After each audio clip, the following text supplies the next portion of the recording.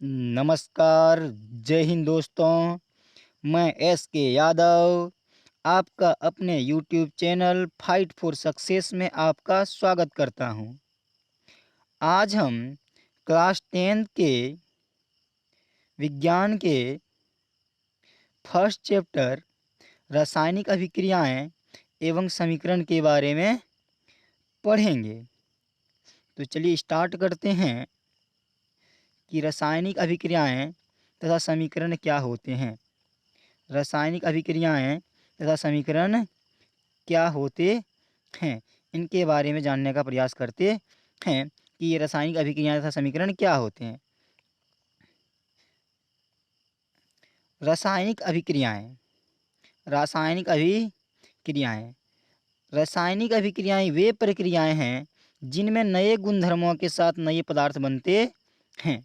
देखिए, फिर से मैं रिपीट करता हूँ और आपको यह समझाने का प्रयास करता हूँ। थोड़ा जूम कर लेता हूँ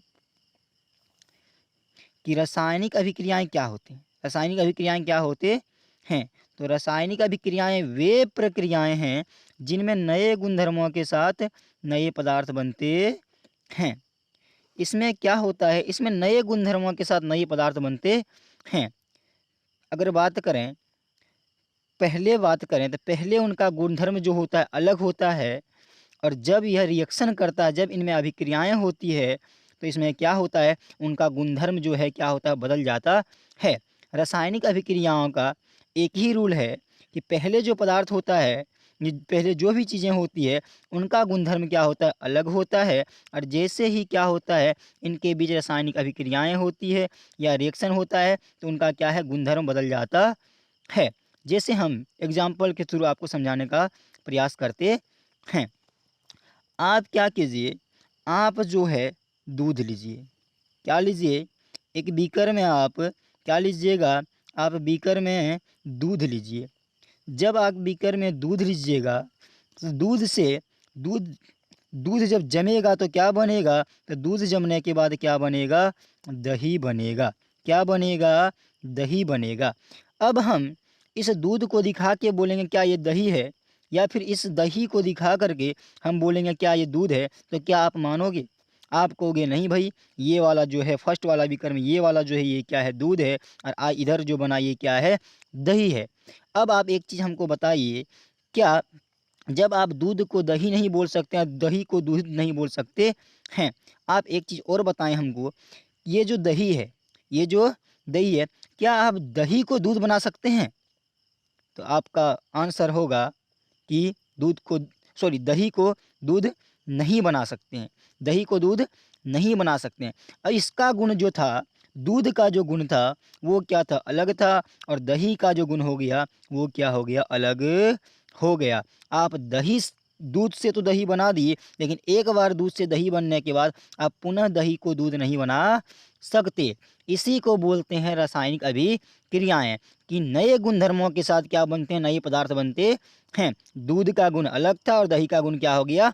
अलग हो गया। आशा करते हैं कि अब आपको आसानी से समझ में आ गया होगा। आई रिपीट, एक बार फिर से हम इसको रिपीट करते हैं कि रासायनिक अभिक्रियाएं क्या होती है। तो रासायनिक अभिक्रियाएं वे प्रक्रियाएं हैं जिनमें नए गुणधर्मों के साथ नए पदार्थ बनते हैं। आप जब भी आप पढ़ने के लिए बैठें, क्लास करने के लिए बैठें, तो आप एक नोटबुक और एक पेन लेकर के बैठें, और आप क्या करें? तो आप वीडियो को पॉज कर लें और इनको नोट कर लें। चलिए आगे बढ़ते हैं। अब इसका एग्जाम्पल आप देखिए कि रासायनिक अभिक्रियाओं के कौन कौन से एग्जाम्पल है। जैसे क्या है? दूध से दही का बनना, दूध से दही का बनना। दूसरा क्या है? भोजन का पकना। एक बार भोजन पकाने के बाद जो भोजन तैयार हो जाता है, उस भोजन से अगर मान लो कि चावल आपने पकाया, कच्चा चावल आपने पकाया, और पकाने के बाद पका हुआ चावल को फिर से बोलेंगे कि कच्चा चावल बनाओ, तो ये संभव नहीं है। तो इसमें कौन सी अभिक्रियाएं हुई है? इसमें रासायनिक अभिक्रियाएं हुई है। चलिए देखते हैं आगे क्या है। आगे तीसरा एग्जाम्पल देखें तो क्या है? Magnesium ribbon. क्या लिखा है? मैग्नीशियम रिबन को वायु में जलाने पर मैग्नीशियम ऑक्साइड का निर्माण होता है। क्या होता है? हम आपको यहाँ से समझाने का प्रयास करते हैं कि जब आप मैग्नीशियम को Mg से लिखते हैं, किससे लिखते हैं, Mg से लिखते हैं। जब आप मैग्नीशियम रिबन को वायु में जलाते हैं और जब भी आप इसको वायु में जलाएंगे, किसी भी चीज़ को वायु में जलाएंगे तो आप क्या लिखेंगे, O2। हमेशा क्या लिखेंगे, O2 यानी ऑक्सीजन के साथ जलेगा, क्योंकि बिना ऑक्सीजन के कोई भी पदार्थ नहीं जलता है। अब देखो, मैग्नीशियम रिबन को हम किसके साथ जलाए, ऑक्सीजन के साथ जलाए, तो क्या बन गया, अब जो बन गया, क्या बन गया, मैग्नीशियम ऑक्साइड, जिसको लिखेंगे MgO। क्या लिखेंगे, MgO, मैग्नीशियम ऑक्साइड। देखो, मैग्नीशियम जो था अलग चीज़ें था, ऑक्सीजन जो था अलग चीज़ें था, और जो उत्पाद के रूप में बन गया मैग्नीशियम ऑक्साइड, ये क्या हो गया, अलग चीज़ें हो गया। तो ये है इनके एग्जाम्पल। चलिए अब नेक्स्ट समझने का प्रयास करते हैं। अच्छा, एक चीज़ और आपको हम बता दें कि भाई ये चीज़ें, इसमें से अभिकारक किसको बोलते हैं और उत्पाद किसको बोलते हैं। अच्छा चलो देखें, हम आगे इसको एक्सप्लेन करेंगे अच्छे तरीके से। चलो पहले इनको समझने का प्रयास करते हैं। अब हम पहचानेंगे, ये तो समझ में आ गया कि रासायनिक अभिक्रियाएं क्या होते हैं। इसमें क्या होते हैं, नए गुणधर्मों के साथ नए पदार्थ बनते हैं। इसका गुणधर्म बदल जाता है, पहले जो गुण होता है उससे क्या होता है, नया पदार्थ जो भी बनता है उनका गुण क्या होता है, अलग होता है। अब बात आती है कि हम जो है रासायनिक अभिक्रियाओं के कौन कौन से अभिलक्षण है, कैसे हम जानेंगे किसमें रासायनिक अभिक्रियाएं हुई है और किसमें रासायनिक अभिक्रियाएं नहीं हुई है। तो चलिए इसको हम समझने का प्रयास करते हैं। तो यहाँ पे लिखा हुआ है रासायनिक अभिक्रियाओं के अभिलाक्षणिक गुण। रासायनिक अभिक्रियाओं के अभिलाक्षणिक गुण, कि रासायनिक अभिक्रियाओं के कौन कौन अभिलक्षण देखने को मिलते हैं। अगर किसी में रासायनिक अभिक्रियाएं हुई है तो इसमें कौन कौन से अभिलक्षण देखने को मिलता है। चलिए स्टार्ट करते हैं। फर्स्ट में देखा जाए तो क्या होता है, गैसों का उत्सर्जन। गैसों का उत्सर्जन का मतलब क्या होता है, गैसों का बाहर निकलना, गैसों का बाहर निकलना। हम आपको एक एग्जाम्पल के थ्रू समझाने का प्रयास करते हैं कि गैस किस प्रकार से बाहर निकलता है। आपने देखा होगा कि जब आप क्या लेंगे, जब आप किसी बर्तन में क्या लेंगे, जिंक लेंगे। क्या लेंगे, जिंक, जिसको हम दिखाते हैं Zn से। किसे दिखाते हैं, Zn से। जब आप जिंक लेंगे और जिंक को किसके, तनु सल्फ्यूरिक अम्ल मतलब H2SO4 H2SO4 तनु सल्फ्यूरिक अम्ल के साथ रिएक्शन करता है, अभिक्रिया करता है, तो इसमें आपको याद रखना है कि इसमें जो है क्या होता है, हाइड्रोजन गैस जो है क्या होता है, बाहर निकलता है। अगर बात करें कि जब भी जिंक का तनु सल्फ्यूरिक अम्ल यानी कि तनु सल्फ्यूरिक अम्ल के साथ जब भी जिंक का रिएक्शन करवाते हैं तो इसमें कौन सी गैसें बाहर निकलती है, हाइड्रोजन गैसें बाहर निकलती है। ये आपको याद रखना है। चलिए हम आपको एक आसान सा एग्जाम्पल और देके समझाते हैं। आप क्या कीजिए, एक बर्तन लीजिए। आपने देखा होगा कि एक बर्तन लीजिए, अब बर्तन में आप थोड़ा सा क्या लीजिएगा, थोड़ा सा चूना लीजिए। क्या लीजिएगा, चूना लेना है। क्या लेना है, चूना लेना है। अब इसमें से आप थोड़ा सा क्या डालिए, तो आप इस बर्तन में थोड़ा सा जल डालिए। जब आप इसमें सबसे पहले चूना लिए और फिर क्या करेंगे, जल डालेंगे, तो अब कॉस्टली निश्चित आपने देखा होगा कि इससे क्या होती है, तो इससे ऊष्मा उत्पन्न होती है। मतलब यहाँ से क्या होता है, गैसें बाहर निकलती है। तो देखो ये क्या हो रहे हैं, गैसें बाहर निकलती है, मतलब हम कह सकते हैं इसमें क्या हुई, रासायनिक अभिक्रियाएँ हुई है। तो आपको ये चीज़ें याद रखना है कि जब भी कभी रासायनिक अभिक्रियाएं होती है तो हम उसको पहचानते कैसे हैं, तो रासायनिक अभिक्रिया के दौरान क्या होते हैं, गैस बाहर निकलते हैं, मतलब गैसों का क्या होते हैं, उत्सर्जन होता है। और आप इसको नोट कर लीजिएगा एग्जाम्पल के थ्रू, जैसे हम समझा दिए हैं यहाँ पे साफ साफ नोट्स में लिख भी दिए हैं कि जैसे जिंक तथा तनु सल्फ्यूरिक अम्ल के बीच रासायनिक अभिक्रिया में हाइड्रोजन गैस निकलती है। चलिए नेक्स्ट समझने का प्रयास करते हैं कि नेक्स्ट और इसमें से कौन कौन से लक्षण देखने को मिलता है। नेक्स्ट देखें तो नेक्स्ट क्या होता है, नेक्स्ट देखें तो यहाँ पे देखिए आप, नेक्स्ट तापमान में परिवर्तन। तापमान में क्या होता है, परिवर्तन। टेम्परेचर जो है वह क्या होता है, बदल जाता है। टेम्परेचर क्या होता है, बदल जाता है। देखते हैं कि ये तापमान में परिवर्तन कैसे होता है। फिर से हम पुनः उन्हीं एग्जाम्पल को दोहराना चाहेंगे। देखो आप फिर से क्या कीजिए, एक बर्तन लीजिए, इसमें आप क्या लीजिए, इसमें आप थोड़ा सा चूना डालिए। क्या डालिएगा, थोड़ा सा चूना डालिए। जब आप इसमें चूना डालेंगे, चूना डालने के बाद आप इसमें क्या मिलाएंगे, तो आप इसमें से अब जल डालेंगे। क्या डालेंगे, जल डालेंगे। तो जब आप इसमें जल डालेंगे तो फिर आप यहाँ पे देखोगे, कहाँ पे, यहाँ पे बर्तन के तली को देखना।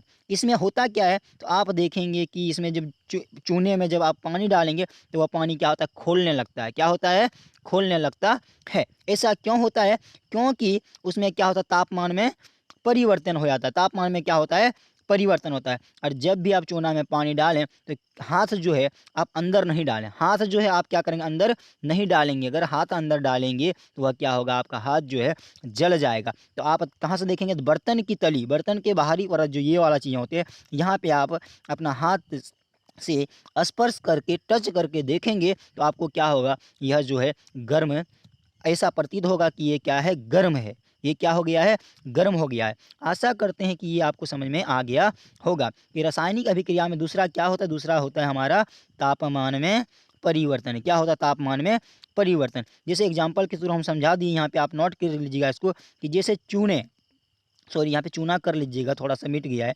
जैसे चूना तथा पानी के बीच अभिक्रिया से बुझा हुआ चूना बनता है तथा काफ़ी मात्रा में क्या होता है, काफ़ी मात्रा में ऊष्मा भी निर्मुक्त होता है, सॉरी होती है, यहाँ पे करना, ऊष्मा भी निर्मुक्त होती है। चलिए अब नेक्स्ट समझते हैं कि नेक्स्ट जो है उनके और कौन कौन से अभिलक्षण देखने को मिलता है। तीसरा क्या है, अवक्षेप का बनना। क्या है, अवक्षेप का बनना। इसी प्रकार से आप समझने का प्रयास करेंगे कि अवक्षेप किस प्रकार से बनता है। जब आप लेड नाइट्रेट, क्या, लेड नाइट्रेट, ये लोड नहीं है, ये लेड नाइट्रेट है।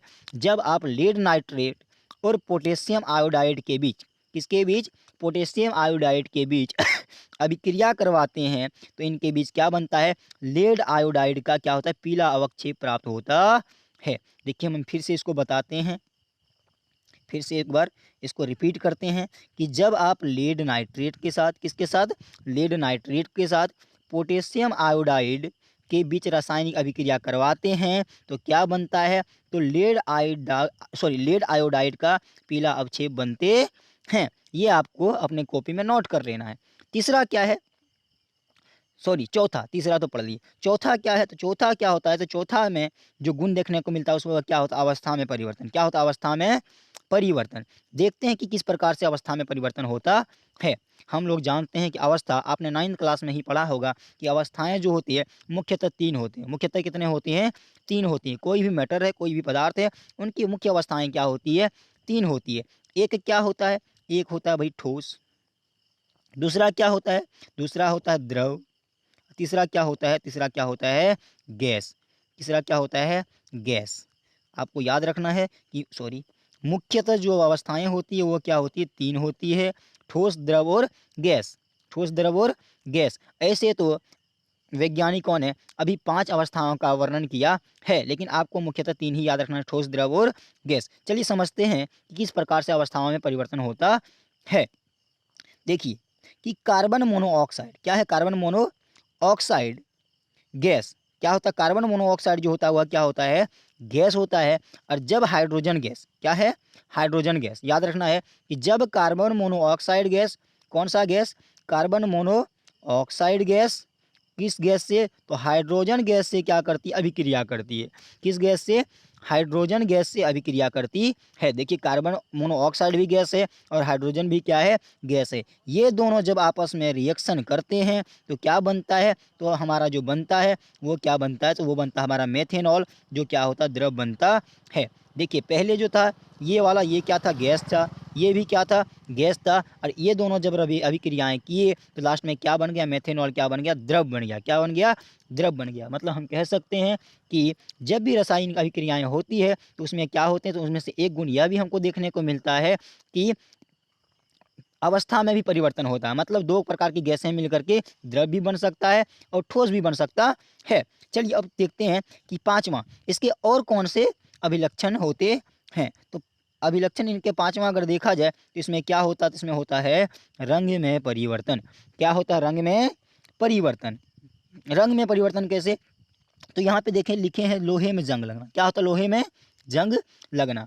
आप लोहे को देखे होंगे, लोहा जो होता है वो अलग रंग का होता है, अलग कलर का होता है, लेकिन जब उसमें जंग लग जाता है, जब उसमें क्या लग जाता है, जंग लग जाता है, तो जंग लगने के बाद उसका कलर जो है वह क्या होता है, भूरा हो जाता है। पहले लोहा कैसा होता है, तो पहले लोहा जो होता है लगभग थोड़ा थोड़ा काला दिखता है, लेकिन जंग लग जाने के बाद वह कैसे हो जाता है, तो जंग लग जाने के बाद किस प्रकार का हो जाता है, भूरा हो जाता है।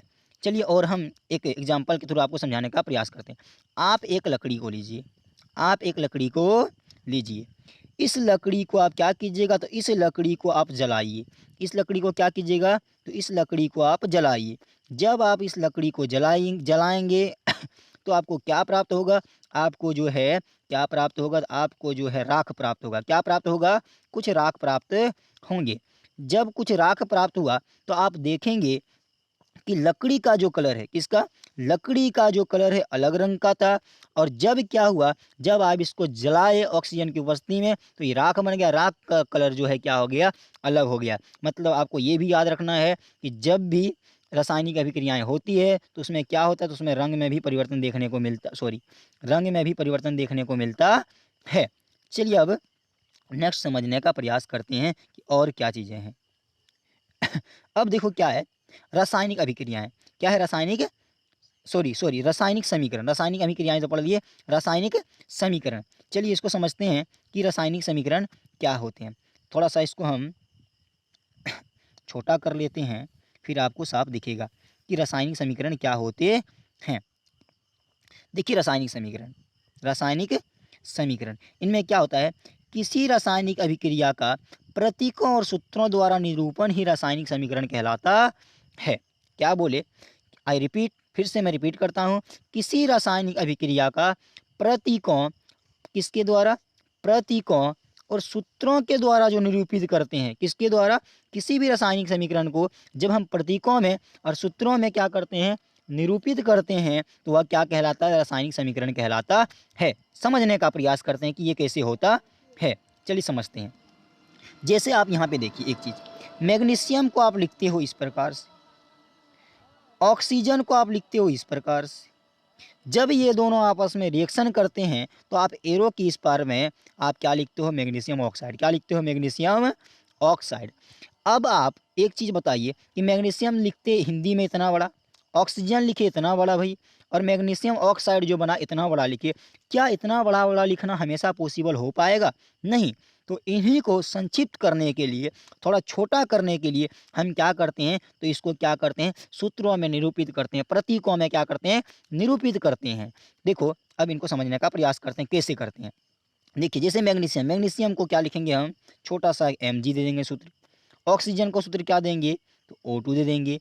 और मैग्नीशियम ऑक्साइड को क्या दे दिए, MgO दे दिए। अब देखिए ना ही आपको इतना बड़ा मैग्नीशियम लिखने का ज़रूरत पड़ेगा, ना ही ऑक्सीजन इस प्रकार लिखने को ज़रूरत पड़ेगा, और ना ही आपको मैग्नीशियम ऑक्साइड इतना बड़ा लिखने को लिखने का ज़रूरत पड़ेगा। तो आपको याद रखना है कि रासायनिक समीकरण क्या है, इसको आप नोट कर लीजिएगा कि किसी रासायनिक अभिक्रिया का प्रतीकों और सूत्रों द्वारा निरूपण ही क्या कहलाता है, रासायनिक समीकरण कहलाता है। तो ये आपको समझ में आ गया होगा। और एग्जाम्पल के थ्रू यहाँ पे हम लिख दिए हैं, देख लीजिए यहाँ पे थोड़ा सा कि मैग्नीशियम रिबन को वायु में जलाने पर मैग्नीशियम ऑक्साइड का निर्माण होना एवं रासायनिक अभिक्रिया को रासायनिक समीकरण के रूप में इस प्रकार लिख सकते हैं, मैग्नीशियम प्लस ऑक्सीजन, और क्या बना, मैग्नीशियम ऑक्साइड। इसको संक्षिप्त करके छोटा करके सूत्रों के द्वारा निरूपित किए, क्या बना, मैग्नीशियम प्लस ऑक्सीजन, और क्या बना गया, मैग्नीशियम ऑक्साइड मतलब MgO। चलिए अब हम आगे समझने का प्रयास करते हैं। अब नेक्स्ट आता है अभिकारक और उत्पाद। क्या आता है, अभिकारक और उत्पाद। अब इसको समझते हैं कि अभिकारक क्या होता है और उत्पाद क्या होता है। तो चलिए हम पहले इसका डेफिनेशन पढ़ लेते हैं कि अभिकारक क्या होते हैं और उत्पाद किसको बोलते हैं। देखो, जो पदार्थ रासायनिक अभिक्रिया में भाग लेते हैं वह क्या कहलाता है, अभिकारक कहलाता है। आई रिपीट, फिर से मैं बोलता हूँ, जो पदार्थ रासायनिक अभिक्रिया में भाग लेते हैं वह क्या कहलाता है, अभिकारक कहलाता है। अब हम आपको समझाने का प्रयास करते हैं कि अभिकारक कौन कहलाएगा और उसको लिख कैसे सकते हैं। जैसे अभी हम आपको समझाए थे, यहाँ पे देखने का प्रयास कीजिएगा आप, यहाँ पे देखिए आप, एक मिनट, इनको देखिए आप, यहाँ पे क्या लिखा है, मैग्नीशियम। क्या लिखा है, मैग्नीशियम। अब मैग्नीशियम जो है अभिक्रिया किसके साथ करेगा, ऑक्सीजन के साथ। किसके साथ करेगा, ऑक्सीजन के साथ। अब मान लीजिए कि जो जिनके साथ अभिक्रिया करता है, जो जिनके साथ क्या करता है, अभिक्रिया करता है, इनको हम कहाँ लिखते हैं, लेफ्ट साइड में लिखते हैं। कहाँ पे लिखते हैं, लेफ्ट साइड में लिखते हैं। और ये जितने भी, सुनो ध्यान से, कि जितने भी हम क्या करते हैं, प्लस चिन्ह डाल करके लेफ्ट साइड में, एरो के लेफ्ट साइड में जो भी चीज़ें लिखते हैं, सभी क्या कहलाता है, अभिकारक कहलाता है। ये आपको समझ में आ गया होगा। और एरो के इस पर जब हम एरो देते हैं तो नया पदार्थ जो भी, सुनो, रासायनिक अभिक्रिया होने के बाद नया पदार्थ जो भी बनता है उसको हम क्या नाम देते हैं, तो उसको जो है हम उत्पाद नाम देते हैं। क्या नाम देते हैं, उत्पाद, उत्पाद नाम देते हैं। यहाँ से समझते हैं कि कौन अभिकारक कौन उत्पाद है। इसमें देखिए यहाँ पे क्या है, मैग्नीशियम प्लस ऑक्सीजन। तो देखिए मैग्नीशियम प्लस ऑक्सीजन है, मतलब ये दोनों, मैग्नीशियम और ऑक्सीजन जो है दोनों क्या है, अभिकारक है। लेकिन यहाँ पे देखिए, यहाँ पे क्या है, एरो है। यहाँ पे क्या है, एरो है। और एरो के बाद में जो बना है मैग्नीशियम ऑक्साइड, यानी मैग्नीशियम ऑक्साइड जो है ये क्या कहलाएगा, उत्पाद कहलाएगा। मतलब हम मैग्नीशियम ऑक्साइड को बनाने के लिए पहले हमको क्या चाहिए, तो मैग्नीशियम चाहिए। उसके बाद क्या चाहिए, तो क्या चाहिए, ऑक्सीजन चाहिए। ये दोनों जब आपस में मिलेंगे, आपस में रिएक्शन करेंगे, तो क्या बनेगा, मैग्नीशियम ऑक्साइड। तो आपको ये, आपको समझ में आ गया होगा। तो इनको चलो एक्सप्लेन फिर से करते हैं एक बार कि जो पदार्थ रासायनिक अभिक्रिया में क्या करते हैं, भाग लेते हैं, तो उसको क्या कहते हैं, अभिकारक कहते हैं। इसको कहाँ लिखते हैं, तो इसको प्लस डाल के एरो के लेफ्ट साइड लिखते हैं। अब समझते हैं कि उत्पाद किसको कहते हैं उत्पाद किसे कहते हैं। तो रासायनिक अभिक्रिया के परिणाम स्वरूप उत्पन्न नए पदार्थ, उत्पन्न नए पदार्थ क्या कहलाते हैं, उत्पाद कहलाते हैं। आपको यहाँ समझा चुके हैं। यहाँ पे देखिए आप कि रासायनिक अभिक्रिया के परिणाम स्वरूप उत्पन्न नए पदार्थ ही क्या कहलाते हैं, उत्पाद कहलाते हैं। जैसे समझने का प्रयास कीजिए, जैसे यहाँ मैग्नीशियम था और क्या था, ऑक्सीजन। ये दोनों रिएक्शन किया और रिएक्शन करने के बाद नया पदार्थ क्या बना, तो नया पदार्थ जो बना वो हमारा क्या बना, तो वो हमारा मैग्नीशियम ऑक्साइड बना। इसको हमने कहाँ लिखा, एरो के राइट साइड में लिखा। और यही जो है, जो दो चीज़ें मिल करके या तीन चीज़ें मिल करके, दो या तीन पदार्थ मिल करके नया जो भी चीज़ पदार्थ बना देता है उसको हम क्या कहते हैं, उत्पाद कहते हैं। और उत्पाद को लिखते कहाँ हैं, तो उत्पाद को हम लिखते हैं हमेशा एरो डाल के, एरो के राइट साइड में लिखते हैं। अब आपको अभिकारक और उत्पाद समझ में आ गया होगा। चलिए अब नेक्स्ट समझने का प्रयास करते हैं। क्या है नेक्स्ट, देखें तो नेक्स्ट क्या है, संतुलित रासायनिक समीकरण। क्या है, संतुलित रासायनिक समीकरण। अब देखिए संतुलित रासायनिक समीकरण क्या होता है, संतुलित रासायनिक समीकरण क्या होता है, इनको समझिए। ऐसा रासायनिक समीकरण जिसमें अभिकारक हो, अभी हम आपको बताए अभिकारक क्या होते हैं, और उत्पादों, उत्पाद को कहाँ लिखते हैं, तो एरो के राइट साइड, और अभिकारक को कहाँ लिखते हैं, एरो के लेफ्ट साइड। आपको याद रखना है कि एरो के लेफ्ट साइड जो लिखते हैं वो क्या होता है, अभिकारक, और एरो के राइट साइड जो लिखते हैं उसको क्या कहते हैं, उत्पाद। चलिए तो क्या है, ऐसा रासायनिक समीकरण, ऐसा रासायनिक समीकरण जिसमें अभिकारकों और उत्पादों में प्रत्येक तत्व के परमाणुओं की संख्या क्या होती है, बराबर होती है।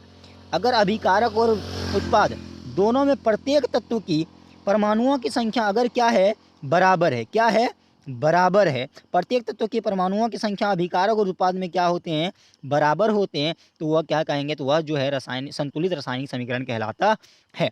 अब ये बोलेंगे कि परमाणु क्या होता है, तो चलिए समझने का प्रयास करते हैं एग्जाम्पल के थ्रू। यहाँ पे आप देखिए, यहाँ पे क्या लिखा, जिंक, क्या लिखा है, जिंक।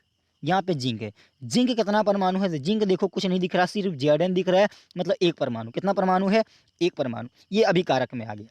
अब आप राइट साइड में आइए, कहाँ आइए, राइट साइड में, मतलब यहाँ पे उत्पाद में आइए। उत्पाद में Zn देखिए कितना है, Zn, सिर्फ Zn लिखा है यहाँ पे देखिए, Zn। तो ये भी कितना है, एक है, कितना है, एक परमाणु है। मतलब Zn, यहाँ भी लेफ्ट में भी Zn और राइट में भी Zn, मतलब दोनों क्या है, दोनों में परमाणुओं की संख्या बराबर है।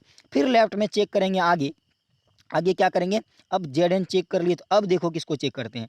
अब जो हम चेक करेंगे, ये देखो H को, हाइड्रोजन को चेक करेंगे हाइड्रोजन कितने परमाणु हैं, तो हाइड्रोजन जो है आपका दो परमाणु। कितने परमाणु हैं, देखिए यहाँ पे दो परमाणु। अब आप राइट साइड में आइए, कहाँ आइएगा, राइट साइड में आइएगा, एरो के राइट साइड। यहाँ पे आप हाइड्रोजन देखिएगा, तो हाइड्रोजन यहाँ भी कितना है, दो परमाणु है। अब हाइड्रोजन चेक हो गया। अब आप चेक किसको कीजिएगा, तो अब आप सल्फर को चेक कीजिए। सल्फर देखिए यहाँ, सल्फर, इसमें सल्फर एस को देखिए, किसको देखना है, एस को देखिए। देखिए एस जो है, एस कितना है, यहाँ देखो 1 है, कितना है, यहाँ पे जो सल्फर है वो कितना है, 1 है, सल्फर कितना है, 1 है। इधर आप राइट साइड में देखिएगा तो यहाँ भी सल्फर कितना है, 1 है।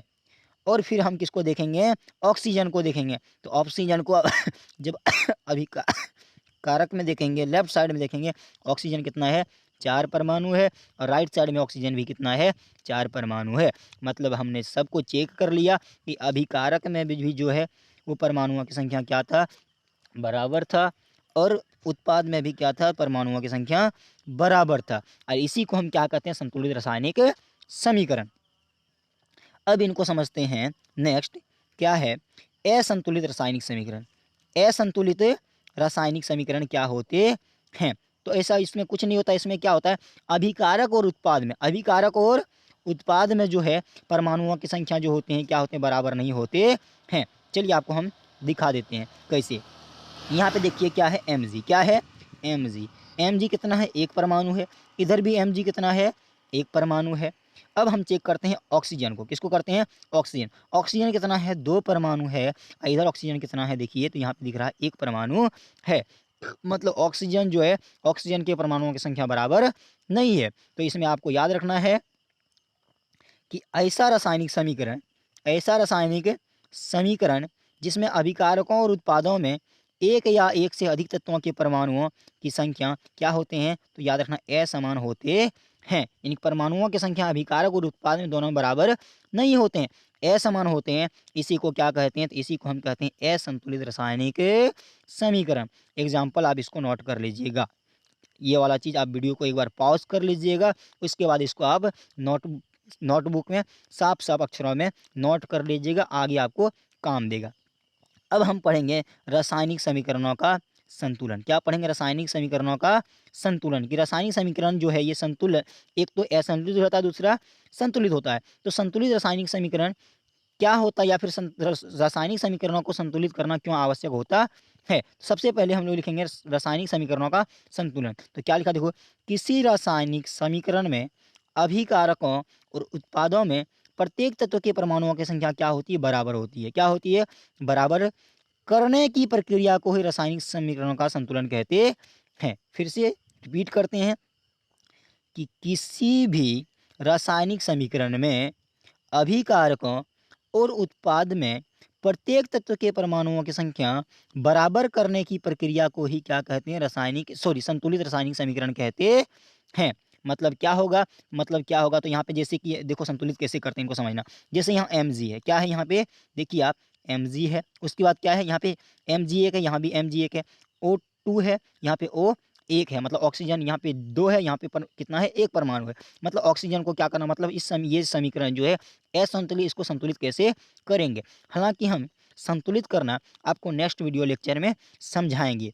तो प्यारे दोस्तों, ये वीडियो आपको कैसा लगा, आप कमेंट बॉक्स में कमेंट करके बताएं कि आपको ये मेरा वीडियो कैसा लगा। आज हम यहीं पे इस चैप्टर का एंड करेंगे। तो प्लीज़ अगर आपको यह मेरा वीडियो समझ में आया और समझ में अच्छे तरीके से आता है तो प्लीज़ आप वीडियो को लाइक करें, शेयर करें एंड सब्सक्राइब करना ना भूलें। आप फाइट फॉर सक्सेस के यूट्यूब चैनल को लाइक करें, शेयर करें, अपने फ्रेंडों को बताएं कि यहाँ पे फाइट फॉर सक्सेस का जो यूट्यूब चैनल है वहाँ पे क्लास 10th का, क्लास 9 का, मतलब 6 to 12 के ऑल सब्जेक्ट का जो है, 6 to 12 के ऑल सब्जेक्ट का जो है वहाँ पे क्या होता है, क्लास चलता है और वहाँ पे क्या होता है, पढ़ाया जाता है। हम आपको पूरा सिलेबस करवाएंगे, इसी प्रकार से छोटा छोटा वीडियो डालेंगे। आप एक नोटबुक और एक पेन लेकर के बैठना और क्या करना, आप डेली का डेली इतना ही नोट करते जाना। हम पूरा का पूरा 6 to 12 तक के पूरा का पूरा सिलेबस करवा देंगे। जैसे कि आपको पता है कि अभी लॉकडाउन है और बहुत बच्चे जो हैं क्या करते हैं, ग्रामीण क्षेत्रों में, बहुत बच्चे शहरों में है और वो क्या है, उनका पढ़ाई जो है बाधित है। मतलब वो क्लास नहीं जा पा रहे हैं, ट्यूशन नहीं कर पा रहे हैं, ना ही स्कूल जा पा रहे हैं। इसीलिए उन्हीं के लिए हम क्या किए हैं, एक हम यूट्यूब चैनल स्टार्ट किए हैं जिसमें हम क्या करते हैं, तो डेली का डेली हम फ्री वीडियो क्या करते हैं, प्रोवाइड कराते हैं। जहाँ तक सक्षम हो पाता है वहाँ तक हम क्या करते हैं, फ्री वीडियो को प्रोवाइड कराते हैं। इसीलिए आप मेरा चैनल को सब्सक्राइब सब्सक्राइब कर लें, और आपको मेरा वीडियो यह पसंद आता है तो प्लीज़ लाइक करना ना भूलें। और नेक्स्ट लेक्चर हम चलिए मिलते हैं अब कल नेक्स्ट लेक्चर के साथ। इसके आगे हम अब कल पढ़ेंगे। तो thank you, have a nice day, goodbye, take care.